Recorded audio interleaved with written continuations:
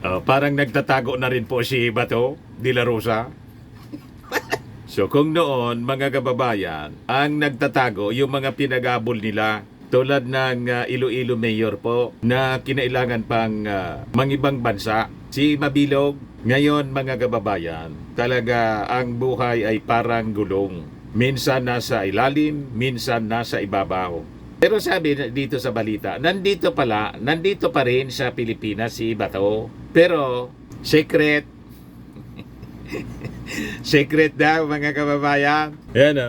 De la Rosa says he is in secret Philippine location. Nakatunog na po.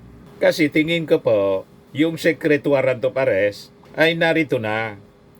Siya po yung susunod. Tapos yung isang na PNP chief, Abayalde. At malamang nga sa malamang, pati si Bongo, yun ang mga nabanggit na mga pangalan po. Yung sabi dito sa report ng Inquirer, in a phone patch interview with reporters on Wednesday, De La Rosa was asked about his whereabouts. At first, he declined to answer, dismissing the question by merely saying that his location was secret. He later on admitted that he's still in the Philippines. Dito lang dito lang sa Pilipinas, secret tayo. Bakit tayo alis sa Pilipinas? He said without disclosing further details. Kaya sabi nga natin, mas maganda na mag-voluntarily surrender na lang siya. Yung protection po na ibibigay ng Senado, temporary lang po yon. Hindi man po habang panahon, nandyan siya sa grounds o dyan sa Senate building mismo, doon na siya titira. Di ba? Para hindi siya maaresto. Sabi nga natin, malamang sa malamang, pag nandyan na yung warrant of arrest kay Senator Bato, baka isurrender din siya ni... Kaya siguro mga kababayan ngayon, nasa secret location na si Bato, doon na din siya na mabibigyan siya ng proteksyon ng Senado. Sabi dito sa balita ng Inquirer, the senator earlier refuted allegations that he was hiding from authorities following the arrest of his ally, former President Rodrigo Duterte, who is accused of crimes against humanity before the International Criminal Court in The Hague, Netherlands. Hindi ako nagtatago, nandito lang ako, sabi po ni De La Rosa. Kung nandito ka lang, di dapat diretso lang yung kampanya. Isa pa po pala mga kababayan, this arena yung PDP laban. Kasi yung pinuno nila, yung chairman mismo, by admission ni sa interview ni Robin Padilla na ito yung problema nila. Si Robin Padilla nandun sa The Hague, nakabantay kay Digong. Hindi pa man umuwi. Sabi ni Robin Padilla, ang crowd drawer niya sa mga sorties nila, si Digong. Pag wala si Digong, kukunti yung mga nag-attend. Paano si Digong mismo mga kababayan yung tinamaan ng unang sword of Damocles? Ang susunod niyan, si Bato, si Abayalde, si Sara Duterte, si Bongo. So, in this arena, yung kampanya ng PDP laban, wala na po. Sabi ko nga, manalo man halimbawa si Bongo o kaya si Bato, hindi na po sila makakapagserbisyo niyan sa ating mga mamamayang Pilipino. Kasi nga po, dahil sa kanilang kinakarap na kaso sa ICC, lalo na si Bato, nang sabi siya ang susunod. So might as well, yung ating mga mamamayang Pilipino, yung mga botante, hindi na nila iboboto kasi sayang man lang niya. At tulad ni Sara, mga kababayan, vice presidente, hindi na po nakakatrabaho. Sa bagay, sabi nga natin, kahit nung hindi pa naaresto si tatay niya, hindi naman magtrabaho. Diba? Wala na halos na paginabang mga kababayan. Sayang pasweldo. So yun ang possibly maisip ng ating mga mamamayan. Sayang lang niya. Kailangan niya muna na siguro linisin muna nila yung kanilang mga pangalan before sila na iluklok natin muli. Yan kung malulusutan nila mga kababayan itong napakaseryoso na kaso na kanilang kinakarap sa ICC. Crimes against humanity po. So, ang sabi ni Bato, nangangampanya daw siya sa kabundukan ng Surigao in Agusan. Wala man picture. Wala man video na nangangampanya siya. Kaya, sino man maniwala, sila siguro. Sila-silang maniniwala sa kanilang kwento. Tayo, hindi na po naniniwala sa mga kwento nila kasi alam naman natin Ang source ng ang pabrika ng fake news, yung dating Pangulo, sabi ni E.S. Lucas Bersamin, one-man factory of fake news. So sabi dito, Attorney Cristina Conte, an International Criminal Court Assistant to Counsel, earlier told Inquirer that De La Rosa and another former National Police Chief, Oscar Abayalde, could be the next to receive arrest warrants from the ICC for crimes against humanity over the roles in the previous administration's drug war. So it is just a matter of time, mga kababayan, before na maibiyahe papuntang Dahig. So mas mabuti na maibiyahe sila papuntang Dahig para may kasama na. Mismong si De La Rosa ang laging sinasabi niya, walang iwanan. Pero mismong sa bibig ni De La Rosa, ni Bato, natunugan daw niya yung warrant of arrest, kaya hindi na siya sumama sa Hong Kong. So, ang ibig sabihin, pinabayaan lang niya yung dating Pangulo na dumiretso. Pero siya, dahil natunugan niya na may warrant of arrest, hindi na siya tumuloy. So, paanong walang iwanan? Di ba, mga kababayan? O ngayon, dito tayo sa press briefing na ginawa kanina ni Yusek Claire Castro. Kasi nag-react siya, mga kababayan, tungkol doon sa sinabi ni Baste. Ito po, pakinggan natin. Facebook Live kagabi, nabanggit ni Davao City Mayor Baste Duterte, or dinescribe niya na parang binabanggit niya na mahirap yung sitwasyon daw nila ngayon, na parang sinisingle out sila ng presidente, and parang targeted daw po sila ng Marcos administration. Sinabi po ba niya na parang? Ang Bisaya kasi, pero ang pagkakabanggit niya is mahirap talaga na targeted daw sila, and sinisingle out ng, mahirap kapag sinisingle out ka ng presidente. Parang ganun yung pagkakasabi niya. Okay. Pag ba sinisingle out, ibig po ba sabihin gusto niya mas marami pang madamay?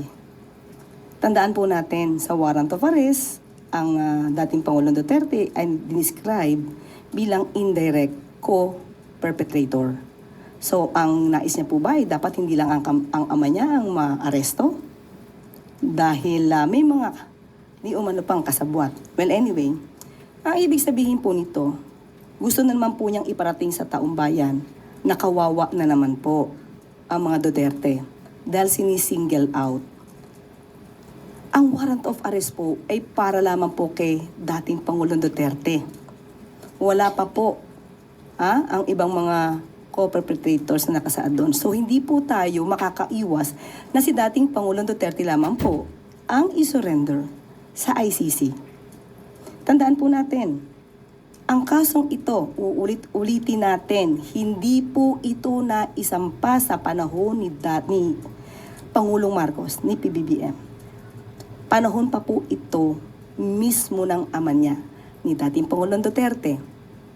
Umalis lamang sa ICC para iwasan na masampahan ng kaso. Tandaan natin bakit nagsampa sa ICC. Because sa ICC po, hindi po kinikilala ang immunity from suit. Kaya ito na isampa sa ICC. So walang sinisingle out dito. Ang nangyari dito, yung mga kasong dito na tungkol sa crimes against humanity, kagagawan din po ng kanyang ama na ibinibintang sa kanila. And another po, Yusek, ang binanggit niya din na parang diversionary tactics lang daw po ng Marcos administration yung pagpapaaresto sa kanyang ama para daw makalimutan ng publiko yung issue sa PhilHealth and yung GAA 2025. Ang PhilHealth po ay madali natin ma-explain. Bago nga po nangyari po ito, ay nakausap po natin. Katulad ng pinangako ko sa inyo, bago po nangyari itong pag-aresto at pag-surrender kay dating Pangulong Duterte, ikakausapin mismo natin ang taga-PhilHealth. Meron na po kami. Hindi lamang po namin pinapalabas ngayon dahil nga po ang issue ngayon ay patungkol po dito sa ICC. At baka po hindi maintindihan ng tao kapag ka po ibang issue ang pinag-uusapan. Pero madali pong i-explain kung ano po ang nangyari sa PhilHealth. At yung tungkol po sa GAA, hayaan po natin. Dahil ang sabi po natin, sumusunod tayo sa principle, enrolled bill principle. Hindi po ito diversionary tactic. Okay? Ang hindi na nga po na pag-uusapan ngayon ay yung tungkol sa confidential funds. Buti nga po at lumabas nga rin po muli itong mga sinasabing mga fake na receipts. Dahil mukhang makakalimutan na ng mga tao kung nasaan na nga ba yung mga confidential funds na ipinagkatiwala mismo kay Vice President VP Sara. So walang diversionary tactic dito, diversionary issues na pag-uusapan. Bakit? Nangyayari lamang po eh. Ito po yung nangyayari. Day by day may nangyayaring news. So hindi po diversionary tactic ito. Thank you po. Reaction lang po from the palace. Nagpahayag po kasi ang mga Makabayan Block lawmakers na gagawa sila ng paraan para harangin po daw yung paghingi ni Attorney Roque ng asylum sa Netherlands. On the part po sa gobyerno, may balak din po ba ang gobyerno na harangin ito sa pamamagitan ng pagbibigay ng rekomendasyon sa gobyerno po ng Netherlands? Sa ngayon po, siguro nabalitaan niyo na po na hindi na po makakasama si Atty. Harry Roque bilang parte ng legal team ni dating Pangulong Duterte. Siguro po kung sinabi man niya na nandoon siya, hindi siya uuwi dahil i-represent niya ang kanyang presidente, mas maganda po siguro na unahin niya munang i-represent yung sarili niya, ipagtanggol ang sarili niya bago magtanggol ng ibang tao. Well, anyway, patungkol po sa kanyang asylum, kapag po siguro mayroon ng warrant of arrest at kung siguro pong may kaso na po talaga siyang kriminal na kakaharapin po sa korte, dyan lang po na magre-react ang palasyo. Noong confidential funds ng OVP, and base po sa isang report, 24 na in total yung mga pangalan. Ano po yung reaksyon o komento ng palasyo sa development na to? Kung ito man po ay na-discovery po, siguro po mas paigtingin pa po talaga ang pag-iimbestiga patungkol po dito. Bakit po? Kasi karapatan po ng taong bayan malaman kung saan po talaga ginagasta ang pera, no? Ang pondo ng bayan, ang kaba ng bayan, kung saan po nadadala.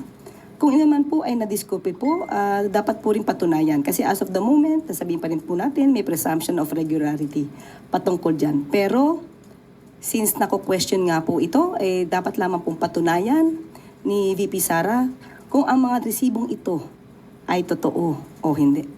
May efforts po bang gagawin din ang gobyerno para mapauwi po si VP Sara dito sa Pilipinas bilang may mga ganito nga pong complaints na kinakaharap siya and nasa Netherlands po siya ngayon? Tingin ko dapat po isipin po niya na kailangan din po siya ng Pilipinas bilang vice presidente. Siya po dapat ay nagtatrabaho hindi lang para sa kanyang ama, although na acceptable po at maiintindihan po natin sa ngayon ang kanyang nararamdaman. Pero tandaan niyo po niya, sinasabi niya po, milyon na Pilipino ang bumoto sa kanya at kailangan din po niyang pagsilbihan ito. Thank you po. Maricar Sargan. Po, Yusek. Sinisigaw po ng mga Duterte supporters yung agaran na pagpapadala or pagsusuko ng gobyerno kay FPRRD sa ICC sa pamamagitan ng Interpol na inyo pong binabanggit. Under this administration po, hindi po ba yung mga kaso na ibinabato sa dating Pangulo, yung crimes against humanity, EJK, hindi po ba pwedeng dito muna sana dininig bago siya pinadala doon? Ito po ba ay parang pag-amin or parang tinatanggap ba ng ating administrasyon o gobyerno na may problema po sa ating justice system? Kaya walang nangyaring mga pagdinig muna dito bago sana sa ICC na wala pong jurisdiction sa Pilipinas gaya po ng sinasabi ng ating Pangulong Marcos. Walang jurisdiction after the withdrawal. We have to be clear on that, okay? Now, siguro po kung meron mang issue patungkol sa hindi pagsampa ng kaso dito sa bansa patungkol sa crimes against humanity, mas magandang tanungin natin yung nakaraang administrasyon.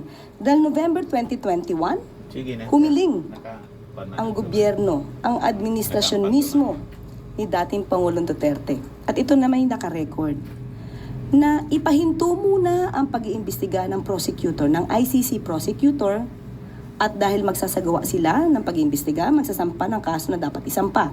That's November 2021. Lumipas ang panahon, June 2022, hindi pa po nanunumpa si Pangulong Marcos.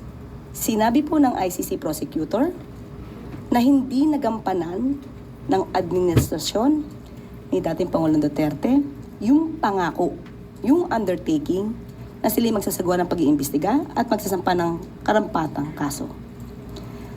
Kaya po ipinagpatuloy muli ang pag-iimbestiga ng ICC prosecutor. Kung meron po siguro dapat sisihin kung bakit nagpatuloy ang ICC, yun na rin po ay ang dating administrasyon dahil hindi sila agad kumilos patungkol dito sa mga kasong ito na nirereklamo patungkol sa madugong war on drugs.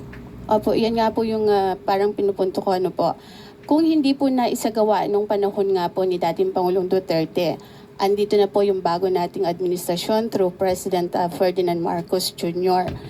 Nung nag-request po ang ICC sa ating pamahalaan, hindi po ba iyon ikinonsidera ng administrasyon na magsagawa rin po na muna ng sariling investigasyon bago nga po yung nangyaring pagsuko kay FPRRD sa ICC through Interpol na sinasabi po ninyo? Muli, ibabalik po natin, hindi po ba dapat sila nga muna ang nagsimula? Para kung meron pong dapat na ipagpatuloy ang Administrasyong Marcos patungkol sa pag-iimbestigang yan, ay dapat na simulan na po. So, wag natin ipahid ang kasalanang ito sa administrasyon ni Pangulong Marcos. Last na lang po. So wala pong kapangyarihan ng administrasyong ito para mag-utos din po, mag-utos ng pag-iimbestiga ulit doon sa mga kaso ng EJK at doon sa mga biktima ng war on drugs. Kaya po nasimulan ang paghihiring sa Quadcom. At doon natin nalaman at doon na ibulaslas kung ano ba ang nangyari sa panahon ni dating Pangulong Duterte. Thank you. Malinaw po, lahat ang may kasalanan yung previous administration. Gusto nilang umiwas, lalong nasilo, mga kababayan. At itong ating programa, mga kababayan, atid sa inyo nitong ating mga sponsors. Firmax Firming and Lifting Cream. Pinapay po sa mga pulses in affected area. Mainam po ito sa mga pains at paninigas ng mga kaso-kasuan. Ito sa mukha naman yung application, anti-aging, Automax po siya. Ito ay Glow Zero, mga kababayan. Whitening po siya. Made in South Korea. Ito naman po, Ningxia Red Mix Fruit Drink. Gawa po siya sa goji berry. May anti-cancer properties po siya. At sa mga naghanap po ng malinis and spacious fitness gym, pumunta lang po kayo sa aming Colossal Fitness Gym. May Grab car rental din po kami. At bills payment po sa aming office. At saka sa mga mahilig po sa mga imported bags, manood po kayo sa live selling ni Madam Eileen Rosales sa kanyang Eileen Closet po. Pati mga shoes, ito yung kanya po. Ito yung kanyang page. Kita ninyo, napakagandang mga online selling po siya. Si Madam Eileen Rosales. At cellphone number niya po, 773-798-7816.